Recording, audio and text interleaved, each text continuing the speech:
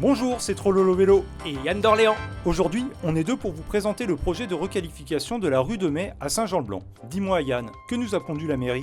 Eh bien, encore une fois, les services de la métropole ont opposé les piétons et les cyclistes pour ne surtout pas contraindre les automobilistes, alors que la chaussée fait plus de 10 mètres de large.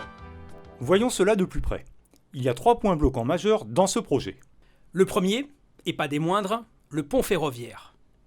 D'une largeur de 3,80 m, avec un trottoir microscopique de 95 cm et une voie de circulation de 2,85 m pour les voitures exclusivement. Le deuxième est le non-respect à de nombreuses reprises des normes d'accessibilité pour les personnes à mobilité réduite sur les trottoirs. Par endroits, on observe des largeurs bien inférieures à 1,40 m. Le troisième introduit la notion du piéton de Schrödinger, avec une nouvelle fois un trottoir transformé en piste cyclable, c'est-à-dire que le piéton n'a pas le droit de sortir de chez lui.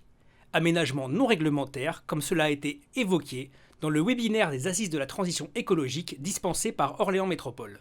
Un trottoir, c'est un aménagement pour les piétons et que de ce fait, il n'est pas réglementaire d'y intégrer des vélos dessus. Pour la question de l'usage, c'est un aménagement qui est assez peu confortable pour les cyclistes puisqu'il se pose de monter des bordures, redescendre, remonter des bordures. C'est potentiellement dangereux et on parle aussi beaucoup des conflits, piétons-vélos, puisqu'on a nécessairement un différentiel de vitesse entre les piétons et les cyclistes. Le développement du vélo ne peut pas se faire au détriment de la marche.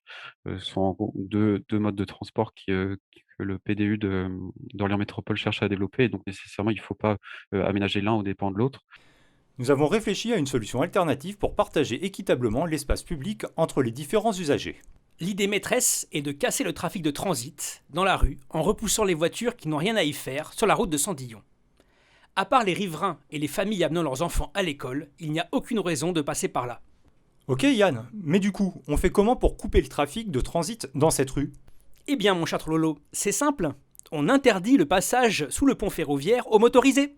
Tu veux dire qu'on fait de cette rue, d'une part et d'autre, une impasse? Tout à fait.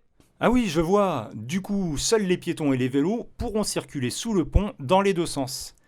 Et pour le partage de la route côté est, on pourrait faire un truc du genre des trottoirs de part et d'autre de la chaussée de 1,65 m, une piste cyclable de chaque côté séparée du trottoir et de la chaussée d'une largeur d'1,20 m, et une route à double sens de circulation de 4,50 m. Ok, je comprends. Mais du coup, on fait comment quand on arrive au bout de la rue si c'est une impasse? Déjà, a priori, comme tu le disais, le fait de la rendre en impasse va limiter le trafic de transit. Du coup, si tu vas au bout, c'est que tu y habites. Mais j'ai prévu un truc au cas où tu souhaiterais faire un demi-tour au bout de la rue. Regarde, un magnifique rond-point en peinture et hop, l'automobiliste égaré repart dans l'autre sens. Sinon, tu as une idée pour l'autre côté? Car c'est un peu plus serré. Oui, c'est facile. On fait une zone de rencontre limitée à 20 km/h où tout le monde peut circuler sur la chaussée, les piétons comme les cyclistes et les automobilistes. De toute façon, comme la rue est une impasse, seuls les résidents s'engageront ici. Tu te souviens, l'idée maîtresse, c'est limiter le trafic de transit. Ok, super. Mais je pense qu'on a oublié un truc. De quoi tu parles? Dans le schéma de la mairie, il y avait des places de parking partout dans la rue. Ah, les fameuses places de parking pour les riverains. Mais ne t'inquiète pas, il existe un très grand parking à l'extrémité est de la rue de Mai, au niveau de l'intersection avec la rue du Moulin. C'est à environ 350 mètres du milieu de la rue, soit à peu près 4 minutes de marche à pied. Et puis tu remarqueras que la grande majorité des riverains ont des cours ou des garages privatifs permettant de rentrer plusieurs véhicules chez eux.